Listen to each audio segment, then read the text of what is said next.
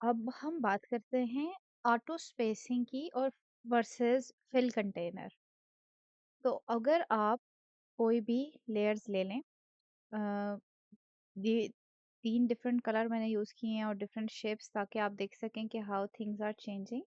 आप जब इसके ऊपर बाय डिफ़ॉल्ट ऑटो लेआउट लगाएँगे, अब इसको मैं फिल दे देती हूँ एक, और थोड़ी-सी पैडिंग दे देती हूँ, 32 की सब साइड पे।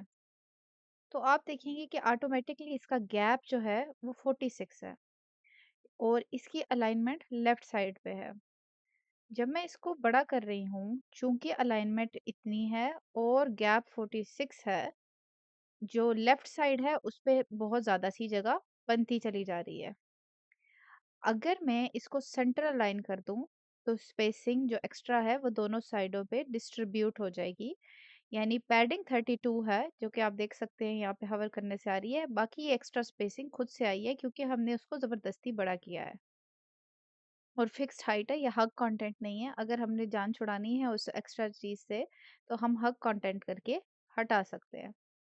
लेकिन अब अगर मैंने ये इस तरह से एडजस्ट करना है कि ये इधर इस किनारे से, यानी लेफ्ट साइड से अटैच रहे, ये बाईं तरफ अटैच रहे, ये सेंटर में रहे, तो यहाँ से ड्रॉप डाउन में आप इसको ऑटो लेआउट सॉरी ऑटो का सिलेक्ट कर सकते हो, या फिर सिंपली ए यू लिखो या ए लिखो तो वो समझ जाएगा कि ऑटो लेआउट है।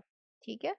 तो ये ऑप्शन सिर्फ गैप में अवेलेबल है। आप पैडिंग में ऑटो नहीं लिख सकते, उससे कोई फ़र्क नहीं पड़ेगा। ये देखिए, यहाँ 46 था, मैंने उसको ऑटो पूरा लिखा, इसने ऑटो उठा लिया। लेकिन पैडिंग में वो नहीं करेगा, पैडिंग फिक्स्ड होती है, लेकिन विज़ुअली वो चीज़ें डिस्ट्रीब्यूट कर देगा अगर गैप्स में हमने फिक्स नंबर रखा हुआ है। अब इससे हम काफ़ी सारा रिस्पॉन्सिव बिहेवियर हैंडल कर सकते हैं, क्योंकि हमने ये सेट कर दिया है कि हमारे तीनों आइटम्स किधर बिलॉन्ग करते हैं, दाएँ, बाएँ और सेंटर में।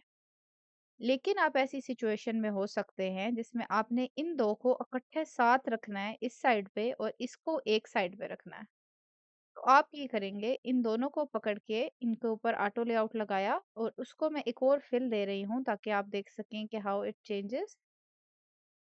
अब क्या हो रहा है, इसमें चूँकि ये ऑटो लेआउट ऑल्टो सेटिंग थी तो उसने गैप में यही डाल दिया है। मैं यहाँ पे इसको 24 नंबर लिख रही हूँ, 24। और अब देखेंगे कि इसने एक्स्ट्रा जगह यहाँ छोड़ दी है। चूँकि ये फिक्स्ड विथ सिलेक्टेड है, मैं हग कंटेंट करके इसको ठीक कर देती हूँ। अब ये फ्रेम नंबर 10 है, जो इसके अंदर गैप ऑटो लेआउट का है। तो ये रेड एरिया जो पिंक हाइलाइट हो रहा है, देखें तो ये इसको एक एलिमेंट और इसको एक एलिमेंट के तौर पे डील कर रहा है। लेकिन जो अब ये एक और बात कि वोकैब्युलरी के हिसाब से ये मेरी पेरेंट फ्लेम फ्रेम है और ये मेरी चाइल्ड फ्रेम है। तो जो चाइल्ड फ्रेम है उसके अंदर ऑटो नहीं है। यहाँ पे क्या लगा है? फिक्स्ड गैप है बीच में। अब अगर आप चाहते हैं कि आपका जो एलिमेंट है वो कुछ इस तरह से प्लेस हो कि ये इस बॉक्स को देखें, ये जितनी जगह इसे दी जाए उतनी, यानी 50% ये ले जगह और 50% ये ले जगह, चाहे वो जिस तरफ भी अरेंज हुआ हुआ हो। तो अब मैं यहाँ से उसके लिए जाऊंगी, तो फिक्स कंटेनर पे, फिल कंटेनर पे क्लिक करूंगी। उससे आप गौर करें तो क्या होता है कि ऑटो, ये जो लिखा हुआ है ये यहीं पर है। और उसकी वजह से ऑटो का टेक्निकली मतलब है कि इन दोनों के दरमियान स्पेसिंग फिक्स नहीं है, कोई नंबर नहीं है, बल्कि वो खुद ही अपनी मर्जी से जितना बची हुई चीज़ है वो उठा रहा है। उसका मतलब है कि इसने यहाँ पे कोई वैल्यू नहीं डाली, तो ये दोनों साथ में टच कर रहे हैं। अब मैं इसे रीसाइज करूँ, तो हमारे पास जो चीज़ फिल कंटेनर पे लगी है वो जितनी जगह उसको मिल रही है उतनी वो लेती चली जा रही है, और बाकी मतलब बाकी जगह इसको दे रही है। लेकिन अब मेरी ये जो शेप है, इसके ऊपर मैं जाके डायमेंशन से फिल कंटेनर करूँ। अच्छा, ये लॉक मैंने किया हुआ है, इस लॉक को अनलॉक किया, फिल कंटेनर करूँ तो ये एक वियर्ड सी शक्ल आती है। तो अब ये जो दोनों हैं, इन दोनों ने 50-50% जगह ली हुई है। तो आप ये चीज़ जोन-सी है इसको पर्पज़ से यूज़ करेंगे कि कहाँ पे आपको ऑटो स्पेसिंग चाहिए और कहाँ पर आपको फिल कंटेनर चाहिए। तो अगर इसमें कोई भी ऐसा एलिमेंट हो, अब मैं यहाँ एक एलिमेंट डाल रही हूँ, उसका नाम है टेक्स्ट, और इसको मैं देती हूँ साइज़ 32 का, और यहाँ पे साइज़ होने चाहिए अभी के लिए ऑटो डाल रहे हैं। तो इसके लिए ये टेक्स्ट हेडिंग है लेट्स से, और ये जगह बदलेगा, बड़ा होगा, कभी ये होगा लॉन्ग लंबा सा पेज, नेम, और कभी ये छोटा होगा। तो इसके लिए मैं चाहूँगी कि ये यहाँ से फिल कंटेनर की सेटिंग पे हो। अब ये फिल कंटेनर पे है, ये एलिमेंट जो जो नाम है, ठीक है? यहाँ से लेयर्स में देखें ये नाम। अब ये जो ये इसकी फ्रेम है, अब गौर से देखें, फ्रेम 10 जो है हमारी, ये पेरेंट फ्रेम है।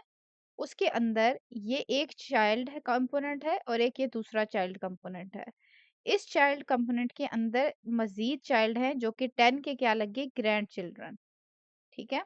और उसके अंदर से सिर्फ एक जो है वो फिल पे जाता है। अब देखो हमने देखा कि ये नाम जिस वक़्त भी बड़ा होगा काइंडली, तो ये अगली लाइन पे जा रहा है, लेकिन मैं इसको क्या करती हूँ, 1 लाइन पे सेटिंग करती हूँ, तो ये इसके साथ टच कर रहा है।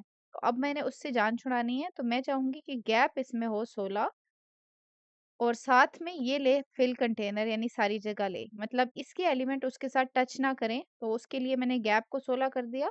अब मैं जब इसको बड़ा करती हूँ, तो ये देखिए उसके हिसाब से सेट होता चला जाएगा। तो आपने ध्यान रखना है इन प्रॉपर्टीज़ को कंपाइल करते हुए कि कौन-सी चीज़ किस तरफ किस जगह पे यूज़ होगी या कौन-सा इफ़ेक्ट आप लगाना चाह रहे हैं या किस तरह बिहेवियर देना चाह रहे हैं, तो उस हिसाब से आप चूज़ करेंगे कि गैप चाहिए, ऑटो चाहिए या फिर फिल कंटेनर चाहिए या इवन हग कंटेनर चाहिए।